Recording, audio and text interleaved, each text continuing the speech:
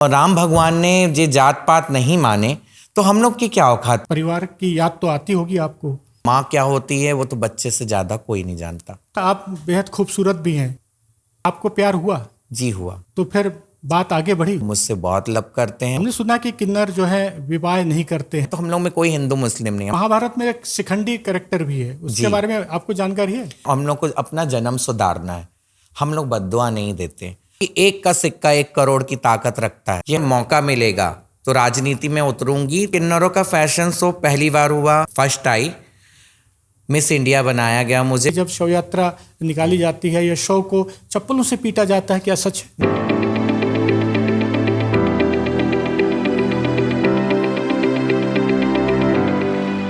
दोस्तों नमस्कार, आपके पसंदीदा पॉडकास्ट में आपका स्वागत है।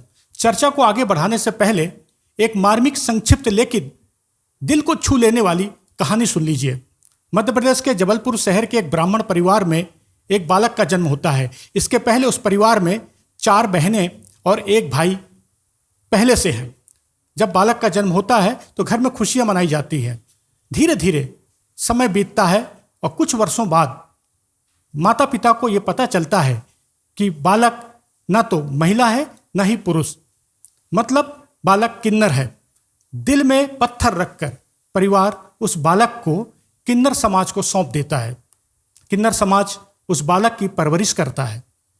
बालक की 12वीं तक पढ़ाई होती है।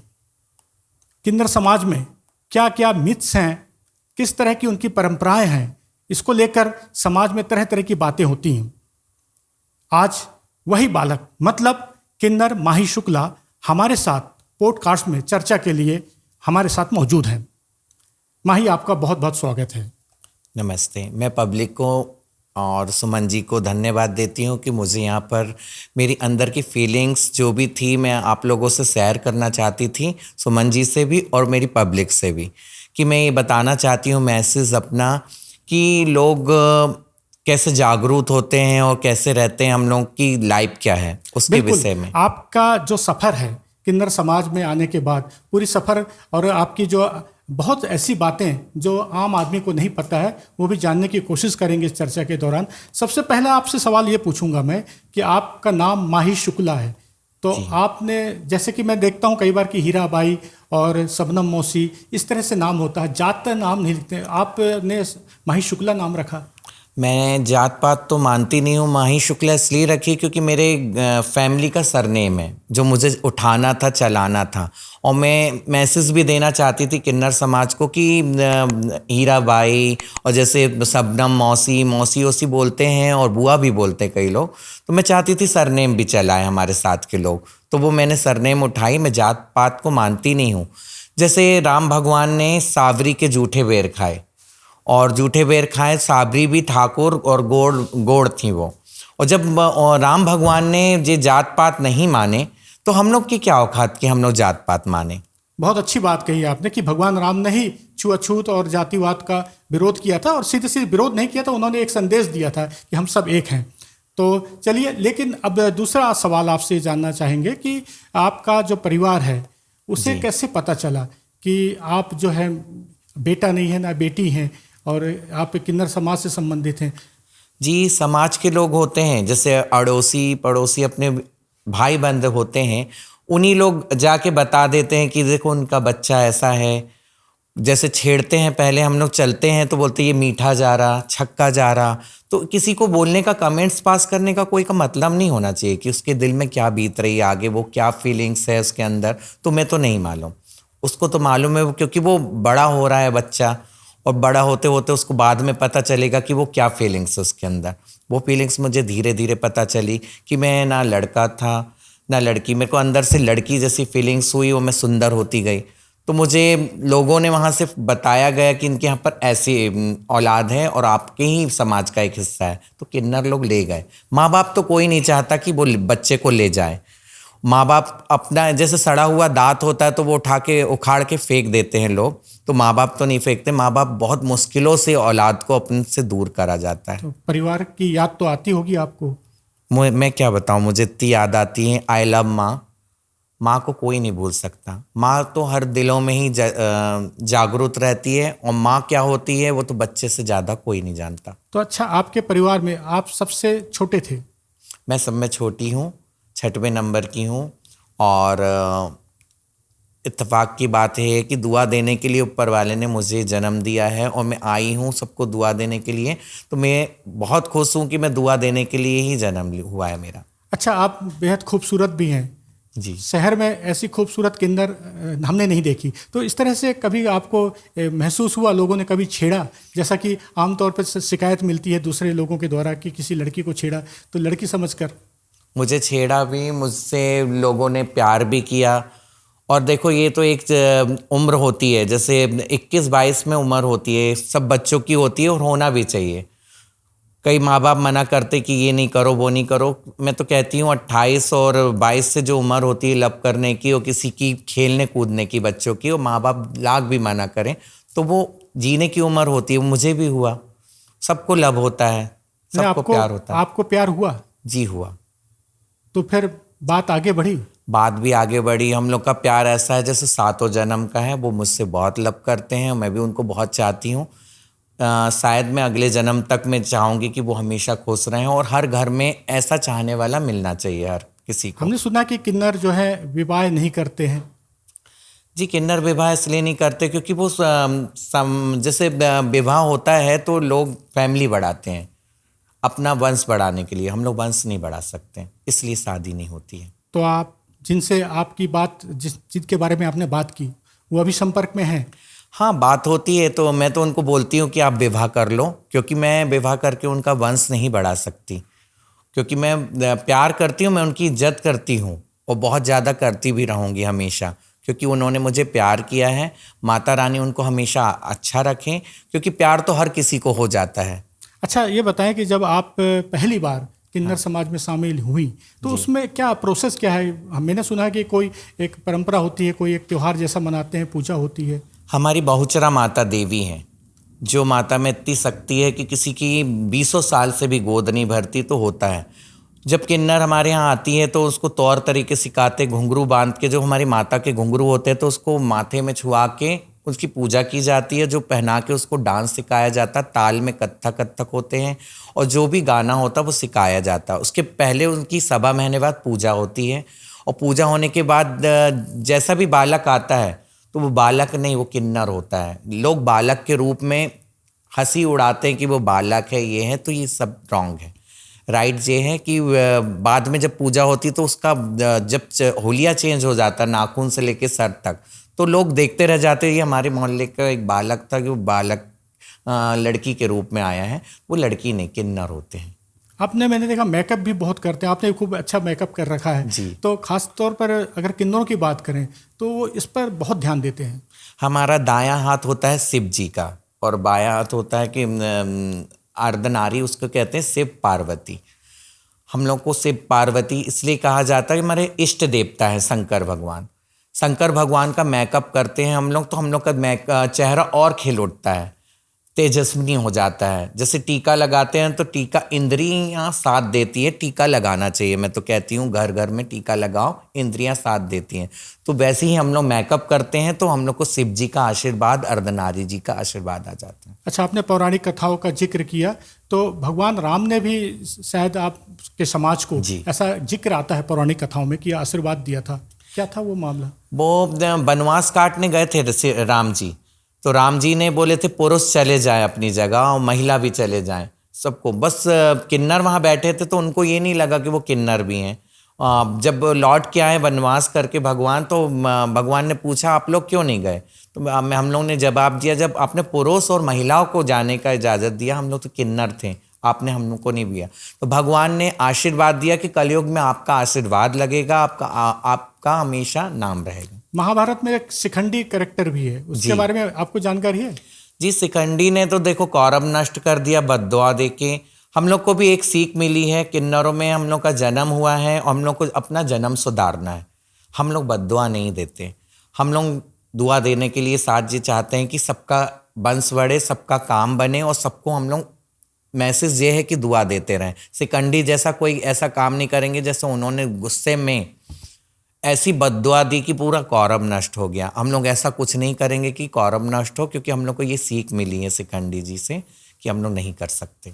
अच्छा, तमिलनाडु में कोई एक स्थान है जहाँ पर किन्नर समाज का एक बहुत बड़ा कार्यक्रम होता है, देवता इरावन, शायद जी मैं जी अगर सही हूँ तो। जी सुमन जी, सही बोल रहे हो आप। तमिलनाडु में रामन देवता का है, खूब प्यारा मंदिर बना है जहाँ से देश विदेश से लोग आते हैं और हमेशा पूजा करते हैं। और हमारे यहाँ पर किन्नर में जब हम लोग सब चीज़ त्याग देते हैं तो हमारी चूड़ियाँ तोड़ाई जाती है, श्रृंगार 16 श्रृंगार होते हैं वो सब छुड़वाया जाता है।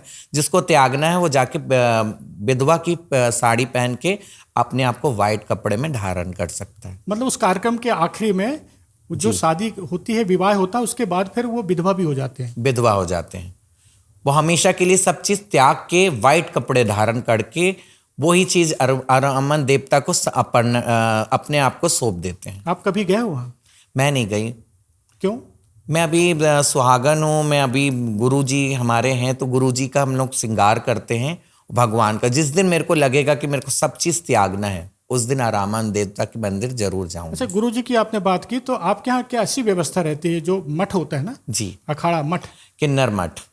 तो उसमें कितने लोग होते हैं वहाँ, और कौन उसको कहना लीडर कौन होता है उसका? जैसे हमारे यहाँ 10 किन्नर मठ हैं। एक माही शुक्ला ग्रुप चलता है, हीराबाई ग्रुप चलता है, दिया मिश्रा ग्रुप चलता है, रानी नायक वर्गी चलता है, सोपी और मकसूद नायक, जैसे संजना नायक, बहुत सारे यहाँ पर ग्रुप अलग अलग हैं। तो आप लोगों में भी जाति होती है क्या? हमारे में कोई जाति नहीं होती। मैंने सरनेम जरूर चलाई हूँ माता पिता का। जब राम भगवान ने जाति नहीं बांटी, बाबा अंबेडकर ने जाति नहीं बांटी, तो ये समाज जाति बांटने वाला कौन है? किन्नर की कोई जात नहीं होती। अब तो सुप्रीम कोर्ट ने भी आप लोगों को अधिकार दिया है थर्ड जेंडर के रूप में।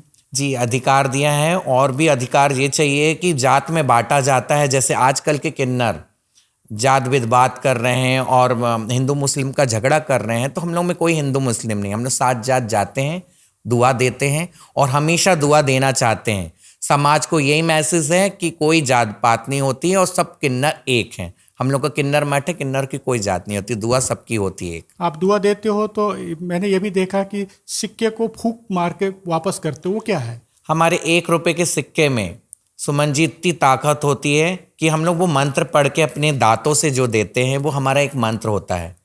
काल काली काली का पुत्र गोरी का गणेश संजनी का पुत्र काटो कलेश। कलेश भी कटता है उसमें से और सब काम शीघ्र होते हैं। और मैं ये चाहती हूँ कि 1 का सिक्का 1 करोड़ की ताकत रखता है। ये हमारी कुबेर पोट्री है। इसमें हम लोगों ने 7 चीज़ें ऐसी रखे हैं जिससे रखने से मंत्र पढ़ के देते हैं और मंत्र पढ़ के ही हर किसी के गले में रख देते हैं, तो उसका यानी कुबेरों के भंडार खुल जाते हैं। ये कुबेर पोट्री इतनी अच्छी है कि एजुकेशन के लिए भी आगे बढ़ाती है और हमेशा फ्यूचर में हमेशा कोई तकलीफ नहीं होती है। अच्छा, आप झाड़ फूंक भी करते हो? जी, मैं बड़ी खेरमाई मंदिर में बैठती हूँ, गौरी घाट, सबकी अलावला झाड़ती हूँ। क्योंकि देखो अलावला लगती है तो इंसान ब्लैक मैजिक होता है तो काले पड़ जाते, कई लोग आंखों के नीचे डार्क सर्कल हो जाता है। और मेरे ख्याल से कि अड़ोसी पड़ोसी कोई दोस्त होता है जो जेलिस भावना रहती है तो वो बढ़ने नहीं देता किसी को। उसके लिए मैं ये आशीर्वाद देती हूँ और उल्टा करके 8 बार उतारा करती हूँ। एक नींबू को काट के ये इधर फेंक देती हूँ, उधर फेंक देती हूँ, तो उससे कुछ नहीं होता, सब कुछ अच्छा हो जाता है। अच्छा, अभी आपने अखाड़े की बात की तो एक किन्नर अखाड़ा है जिसमें कि लक्ष्मी त्रिपाठी जो महामंडलेश्वर हैं, जी जी, शिवांगी जो हैं वो भी हैं उसमें, उन्हें आप जानते हो, मुलाकात होती है? लक्ष्मी त्रिपाठी जी किन्नर अखाड़े की हैं, हिमांगी सखी हैं और कल्याणी माता, इनसे मैं जुड़ी हुई हूँ क्योंकि हम लोग किन्नर अखाड़े के सब लोग हैं किन्नर। और मैं हमेशा कुंभ में जब भी मेला रखता है तो मैं ज़रूर जाती हूँ। तो आपने जो तिलक लगा रखा है ये वे उसी अखाड़े से संबंधित? ये अखाड़े का वो तिलक है और मैं तो कहती हूँ सबको तिलक लगाना चाहिए। इंद्रियां साथ देती हैं और इंद्रियां जुड़ी रहती है अपन से, अपन को खूब आगे और गुस्सा क्रोध नहीं आता है तिलक लगाने से। अच्छा, आपका जो मठ के जो प्रमुख होते हैं, जो गुरु होते हैं जी, तो मैंने सुना है कि आप लोगों को जो भी बधाई में पैसा मिलता है वो सीधे गुरु के हाथ में देते हो? जी, गुरु के हाथ में देते हैं। और बाकी जो गुरु ने, जैसे एक बाप के 4 भाई होते हैं तो चारों का हिस्सा होता है। एक भाई भी पूरा करेगा माँ बाप का, दूसरा भी करेगा। ऐसे हमारे में भी होते हैं। हमको बचपन से लाया गया है, हमें उन्होंने पाल पोस के बड़ा किया। आज गुरु अगर वो चल नहीं पा रही हैं तो गुरु को भी हम लोग खिलाएंगे। आज वो हमारा भी वक्त आया तो वो गुरु का भी हक है।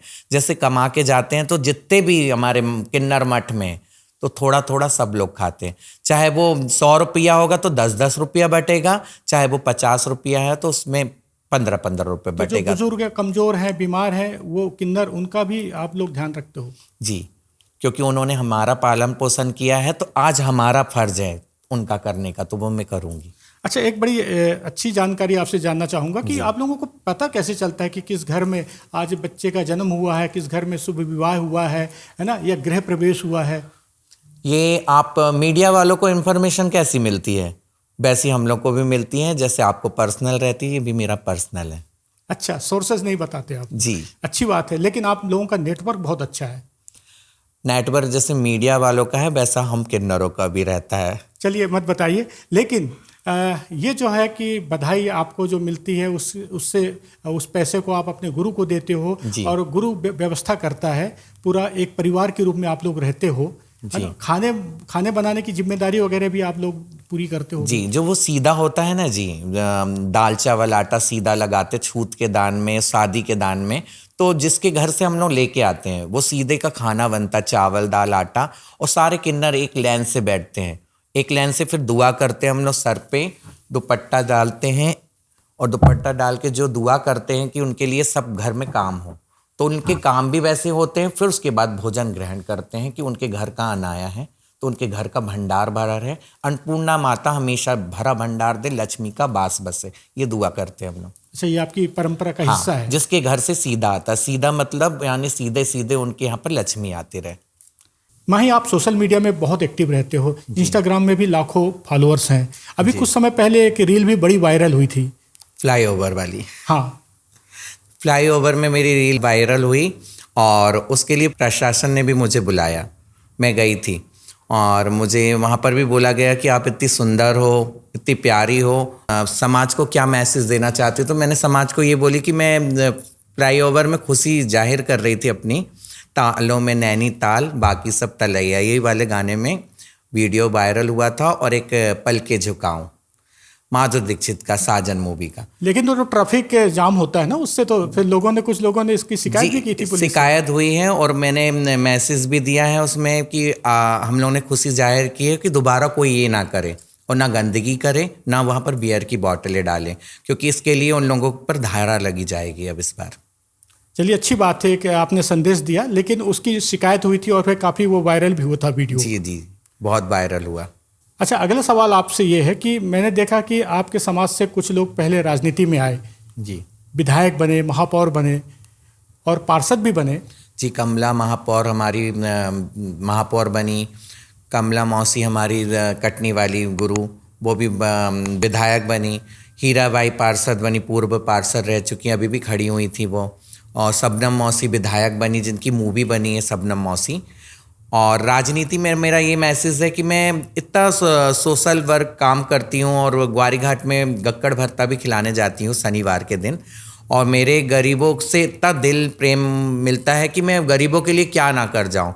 राजनीति में मैं उतरना नहीं चाहती, पर अगर मौका मिलेगा तो राजनीति में उतरूँगी तो मैं गरीबों के लिए वो कर डालूँगी जो किसी ने नहीं किया। अच्छी बात है, लेकिन आपने फैशन शो किया और आपने कैट वॉक भी किया जी, उसके बारे में बताओ, क्या था वो? फैशन हम लोग का किन्नरों का फैशन शो पहली बार हुआ। अंजलि वैग, मोना बिंद्रा और सुरेंद्र गुजराल दीदी, इन लोगों ने मिलके किया। उसमें मैं फर्स्ट आई, मिस इंडिया बनाया गया, मुझे पेपर में भी आया, न्यूज़ में भी आया। मुझे कोशिश नहीं थी कि मैं जीतूंगी, मैं काली थी, साबली थी, मगर लोगों ने बोला साबली नहीं, तुम सुंदर हो, गट्स हैं, तुम अच्छी हो। मैं आगे बढ़ने की कोशिश करी। मैं चाहती हूँ, कौन किन्नर कहता है कि आगे नहीं बढ़ सकते आप? सब लोग बढ़ सकते हैं।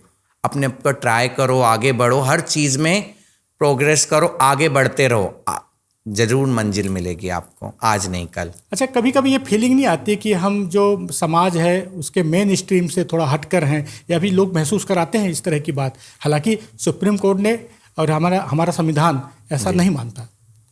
जी, नहीं मानता, मगर ये है कि अब कहानी तो इतनी आगे बढ़ गई है कि लोग अपने आप को आगे बढ़ाने के लिए सोचते हो। मैं सोचती हूँ कि बढ़ते रहें आगे तो अच्छा है, जो समाज चाहता है सरकार चाहती।